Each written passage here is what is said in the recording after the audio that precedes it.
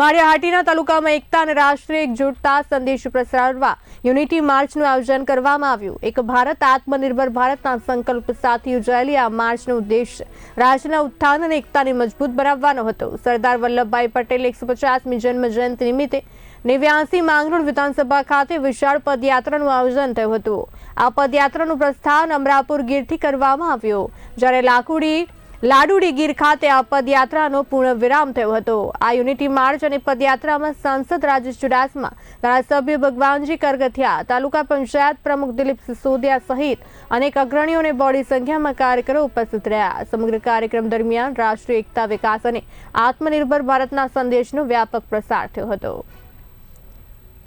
150મી જન્મ જયંતિ નિમિત્તે સરદાર વલ્લભભાઈ પટેલની જન્મ જયંતિ અમે અંકુર સ્કૂલ અમરાપુર ગામે સરસ મજાનો કાર્યક્રમ ગોઠવેલો। એમાં અમારા બધા સમસ્ત ગામના આગેવાનો તેમજ આજુબાજુના સરપંચશ્રીઓ, તાલુકા પંચાયતના સદસ્યશ્રીઓ, અમારા માનનીય સાંસદ સભ્યશ્રી, ધારાસભ્યશ્રી, તાલુકા પંચાયત પ્રમુખશ્રી તેમજ બધા પદાધિકારીઓ પણ, ડેપ્યુટી સાહેબ તેમજ મામલતદાર સાહેબ બધા હાજર રહી પદયાત્રાનું જે આયોજન કર્યું એમાં સમસ્ત સરપંચો જોડાણા, તે બદલ હું બધાનો ગામ વતી આભાર માનું છું।